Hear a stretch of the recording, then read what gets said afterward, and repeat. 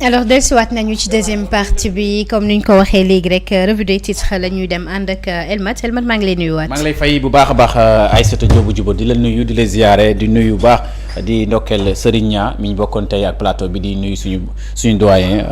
kilifa di Chérif El Hadji Ahmed Aïdara honorable député maire de la ville de Guédiawaye ak Ma Ibou Pène maa ngi koy nuyu di ko ziyaare ci li ñuy accompagner ci émission bi fajaru mbokk yi nag dañu njëkkee ci comme ni ñu defee rek ci enquête dañu ñëw ci xeeti yónnekaay yi njëkkee ko ak Direct News nag tey dañuy ñëw ci Mimi l'architecte de 2012 2019 ak 2024 Mimi Touré ci ñetti période Mimi Touré ci période 2012 ak période 2019 ak période 2024 l'atout secret de Diomaye en 2029 voilà mu ngi noonu. tuddee nañ ko atout secret de Diomaye 2029 est-ce que Bassirou Diomaye Diakhar Faye du Mimi Touré mii moo nekk son atout secret ci coalition Diomaye 2029 ñu tuuti ci Aminata Touré ñu ngi fàttaliku ci campagne bi mu nekkoon ci la GPADS lu yàgg nag en l'année 90 jusqu'à son rôle actuel ci recomposition pouvoir bi juddu ci atem 2024 moom Aminata Touré di teg ay acte politique yoo xamante ni moo dal di jur ay équation yu bëri ci ni mu doxale woon ak Macky Sall ak ci coalition Diomaye président bi moom Aminata Touré dafay imposer ay stratégie électorale nekkoon na ci côté Macky Sall atam 2012 waaye bokk na ci ñi nga xamante ni dëgg yàlla ñoo gën a porter l'alliance alternative porter l'alternance bi moom Aminata Touré ginnaaw élection présidentielle 2019 Sonko moo ñëw troisième Idrissa Seck moo jëloon deuxième ci ñi contesté woon moom Ousmane Sonko ak Idrissa Seck ñuy contesté woon résultats yi ci en 2019 Aminata Touré nekk na ki nga xamante ni moo gënoon avancé gënoon a feeñ di tontu ñoom Sonko ak ñoom ñoom Idrissa Seck ci à l'époque rupture Macky Sall bi mu ñëwee ci 2022 lu xew moom choisiruñ ko pour mu jiite Assemblée nationale donc rupture Macky Sall ak Aminata Touré mi ngi commencé bu ñu ko joxul pêchoir bi mu nekk président de l'Assemblée nationale ci coalition Benno Bokk Yaakaar maanaam ci élection législative 2022 yi en 2024 nag moment bi nga xamante ni ñi ngi organiser nouvelle alternative autour du président Bassirou Diomaye Diakhar Faye moom mu dal di am moment boobu bokk ci ba coalition Diomaye président gagné Diomaye nekk président ci 54% waaye nag nekkutoon ku nekk nag bokk nag actrice même temps partie entière de la coalition Diomaye présidente bokk ci ñiy porter candidature bu Diomaye président moom Aminata Touré nga gis ne Aminata Touré bokk na ci ñi nga xamante ni ñoo installé woon Macky Sall en 2012 bokk nay ñu ko maintenir ba 2019 moom Aminata Touré joué le rôle boo xamante ni dëgg yàlla ci coalition Diomaye président ci 2024 yi noonu la ko defee donc mu nekk ko xamante ni sa bonne étoile accompagne-t-elle encore une fois un camp au pouvoir est-ce que lii doxalin bi muy doxal nii dana ko wéy la ba moom ak Diomaye Faye ba 2029 loolu moo tax ñu bind ne Mimi Touré l'atout secret de Diomaye en 2029 kon mbokk yi loolu la Direct News dal di ñuy jàngal nañu tey ki nga xamante ne moom Mimi Touré ñëw nag ci enquête yéenekaay ñëw na ci maintien et consolidation de Diomaye président les yeux braqués sur 2029 dafa mel ni est-ce que Diomaye Faye élection présidentielle 2029 moom moo ko intéressé ndaxte ba léegi mu ngi maintien rek jàmm pardon nañ fàttali lépp jublu ci réew mi pour nekk benn waaye dafa mel ni moom Diomaye mi 2029 la jëm de le président ne renonce ni la coalition ni à ce qu'il a désigné comme supervision voilà problème bango président Diomaye Diakhar Faye président de la République annulé wul coalition Diomaye président bi annulé wul ki ko jiite loolu it fan la jëm est-ce que tamit jëmul 2029 moo tax ñi la coalition Diomaye président présente une première liste consolidée regroupant 213 organisations ginnaaw li ñu constaté mooy annulé wul coalition bi annulé wul ko jiite waaye coalition président muy dal di enregistré 213 organisations yu ko joindre donc les échos dissonants de la rencontre entre le bureau politique de Pastef et le chef de l'État loolu it journal bi dal dina ci ñëw mooy rencontre bi bureau politique bi Pastef am ak njiiti réew mi journal bi dal na ci ñëw mbokk ñu ñëw ci L'As Quotidien yenn kaay muy waxaat ci la génération Z du PASTEF, l'autre équation du tandem Diomaye-Sonko, les bureaux politiques sont communiqués et les critiques acerbes de certains responsables mu ngi ci journal bi moom ngay gis ni crise Sonko Diomaye déchaînement patriotique voilà ndaxte dëgg yàlla lu nit ñi nemmeeku mooy PASTEF seen biir non seulement am nañu jafe-jafe ak njiiti réew mi ndax acte yi muy teg waaye ci biir PASTEF ginnaaw bi nga xamante ni bureau politique bi dem nañ gisante njiiti réew mi ñoom ñu ngi xaar ñenn ci waa PASTEF un communiqué benn compte rendu bu leer ñi xam lan lañ fi tënk waaye loolu amuñ ko loolu jur na benn frustration jur na benn coow jur na benn polémique ba tax ne mbokk yi dajee boobu am na ñu bëri kontaanuñ ci biir PASTEF ñu ñëw ci le quotidien Madiambal Diagne yéeni kaay mu ñuy wax crise au sein de la majorité Diomaye garde le cap voilà Diomaye Faye garde le cap donc au lendemain de la réconciliation annoncée Mimi publie la liste des adhérents à la coalition waaw liñ nemmeeku mooy ginnaaw bu ñu waxee ne réconciliation am na diggante premier ministre ak le président de la République diggante PASTEF bureau politique PASTEF bi tontoon Diomaye bi mu defee acte boobu ci la nomination madame Aminata Touré ñi ngi wax ne juboo am na waaye jamono jooju lendemain bi ci la Mimi Touré publié 213 adhérents ci biir coalition Diomaye président loolu it la tension coupe toujours à PASTEF mu ngi noonu ñu teg ci photo président de la République Bassirou Diomaye Diakhar Faye mbokk yi bu ñu jógee ci le quotidien yéenekaay bu Madiambal Diagne dañuy ñëw ci les Échos yéenekaay mu wax ci ñaari parties les Échos yéenekaay mi ñu xamal ne commission d'instruction de la Haute Cour de justice Moustapha Diop déchargé par les fournisseurs waaw maanaam Moustapha Diop de député ci l'Assemblée nationale am dossier yu ko épinglé bañ caabi féetoo ko ginnaaw dencee ko foofu bi mu jàkkaarloo commission d'instruction de la Haute Cour de justice ñii nga xamante ni ay fournisseurs am ay seede lañ dañ ko dal di setal nañ ko ba mu set Ibrahima Makodou Fall dit avoir tout fourni a été payé intégralement un dernier fournisseur a auditionné la semaine prochaine moom it dal di setal kii di Moustapha Diop mën nañu wax ne fournisseurs yi setal ne comme Mansour Faye bi ñu woowee ancien ministre du commerce di Amsata nekkoon Diatta Assome Diatta ni mu ko setalee moom la fournisseurs yi setalee Moustapha Diop mbokk yi ñëw ci Ferdinand Coly sur la CAN Coupe d'Afrique 2025 Ferdinand Coly mu ngi nii mooy wax une audition de talent ne fait pas une équipe le Sénégal est favori mais ne sera pas suffisant la longévité de Mané Koulibaly Mendy Gana impose le respect donc mu ngi noonu kii nag Ferdinand Coly lu ne def jàllado bi def na ko ci atam 2002 ci Coupe d'Afrique des Nations ndaxte jàmbaar la woon footballkat bu mag la woon moo nekk lu xamante ni alors ñëw ci affaire Madiambal Diagne la chambre d'accusation accorde le contrôle judiciaire à Serigne Omar Mbaye voilà loolu Serigne Omar Mbaye dafa bokkoon ci ñi nga xamante ni nag dañ leen tegal loxo alors mbokk ñi ñëw ci le soleil yéenekaay mu ngi wax ci attractivité relance économique des chefs lieux de région le président active le programme indépendance mu programme boo xamante ni njiiti réew mi président Bassirou Diomaye Diakhar Faye annoncé na ko ci communiqué conseil des ministres Bassirou Diomaye Diakhar Faye dafa bëgg a siiwal fête nationale dans les capitales régionales bëgg na siiwal fête boobu donc fête boobu mu ngi koy annoncé une ambition qui impose la modernisation rapide des infrastructures des équipements dans ces localités tamit mu nekk lu ama solo njiiti réew mi exige na la synergie moo ñu day boolee suñuy registre ak suñuy ressources ak action des projets structurés dédiés pour bâtir un programme national de promotion de l'emploi des jeunes loolu tamit mu nekk loo xamante ni mu boole suñu doole boole suñu lépp pour gën a dooleel suñu infrastructure yu nekk ci national bi beneen bi le premier ministre moom annoncé na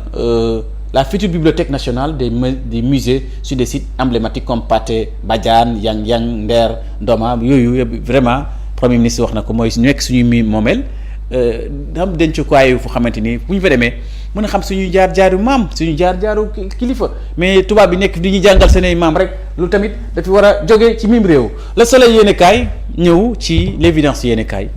bu ñu fa jógee mu ngi ñëw supposé audition de Abdoulaye Daouda Diallo maanaam supposé lu mën a wax tudd loolu Ousmane Faye dema et apporte des précisions lu ñu wax ne Abdoulaye Daouda Diallo dañ koy déglu am kii nga xamante mooy Ousmane Faye moo weddi loolu dara amut ci mu ngi dal di andi ay précisions entre loyauté à Sonko et soutien à Diomaye mu ñaari mbir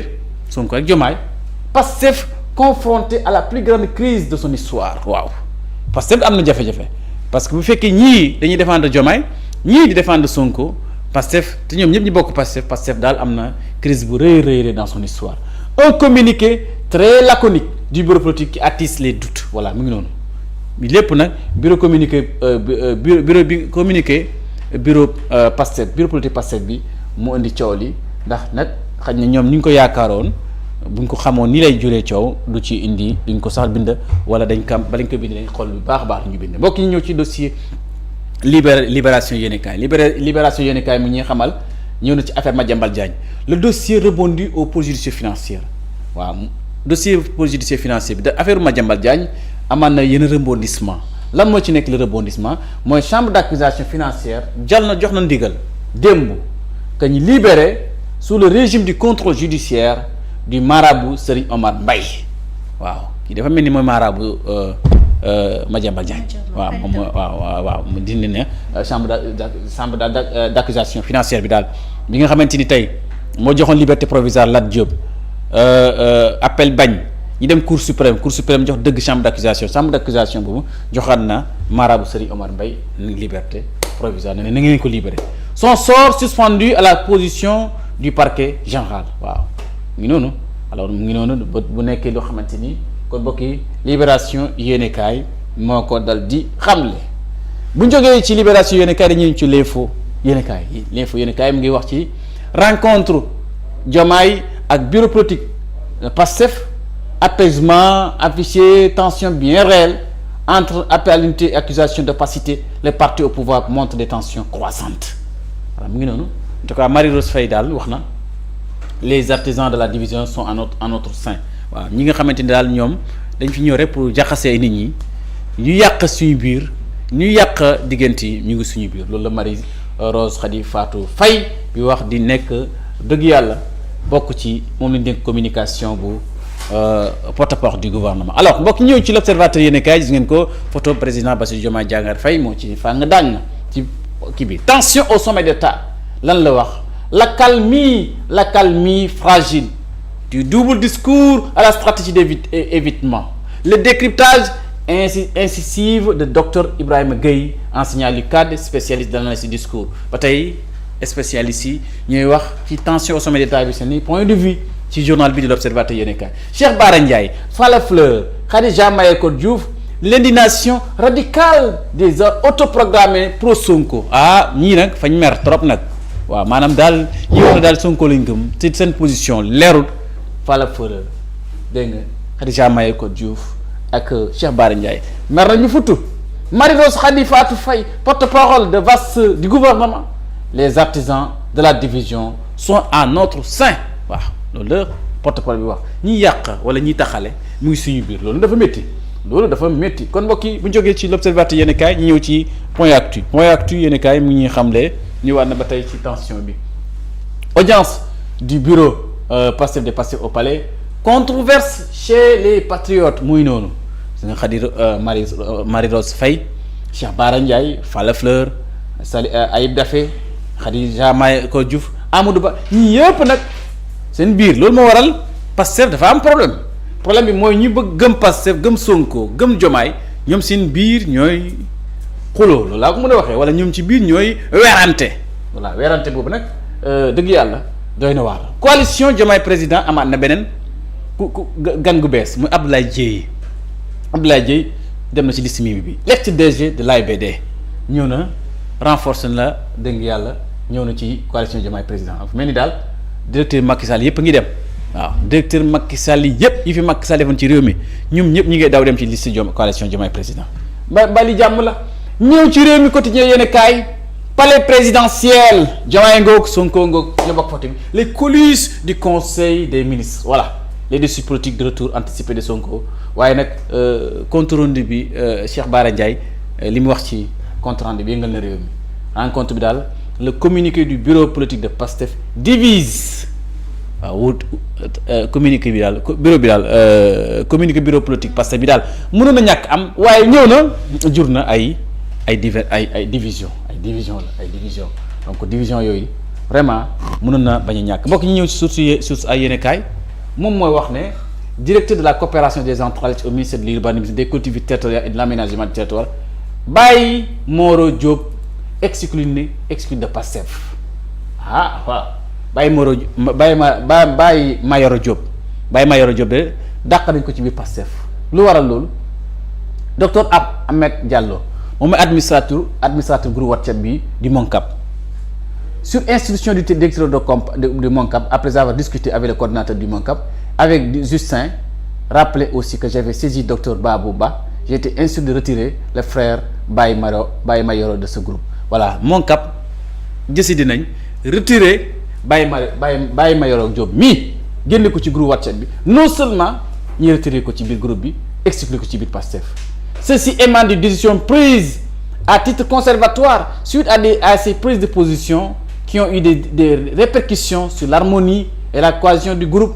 eu égard aux prises de bec fréquentes auxquelles on a assisté ces derniers temps ici. Donc dans la foulée, Ibrahima Diop du big gouvernement annonce la nouvelle. Baye Mayoro Diop, Diourbel, exclu du Moncap et de Pastef. Il a été retiré des groupes du parti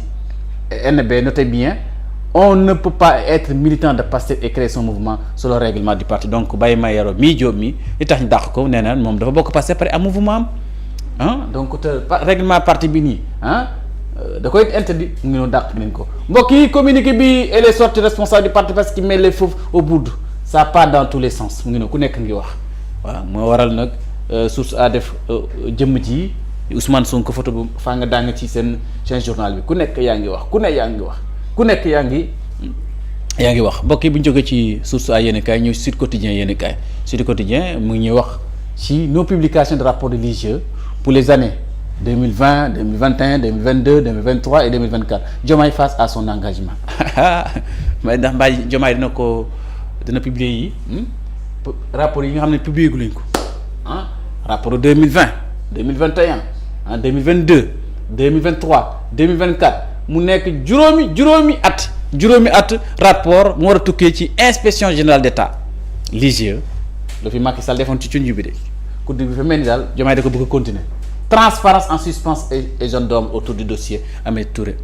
lañ bëgg a xam waaw maanaam dossier Aminata Touré dañuy wax ne Diomaye na ko génne bu ko génne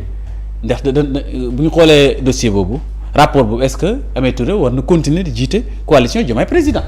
moo tax ñu bëri dal di ko bëgg mu génne ko mbokk yi ñu ñëw ci tribune yéen kaay bi Bougane Gueye Dany li mu waxati mooy rassemblement du 8 novembre dernier ba tey Bougane ñëwaat na ci tribune yéen kaay ñëw na ci rassemblement bu kii mu ne l'argent du terrain meeting divise Pastef d'où vient le financement voilà coow la ngoog la section communale de Pastef a informé que la somme de 1,5 million a été déboursée par commune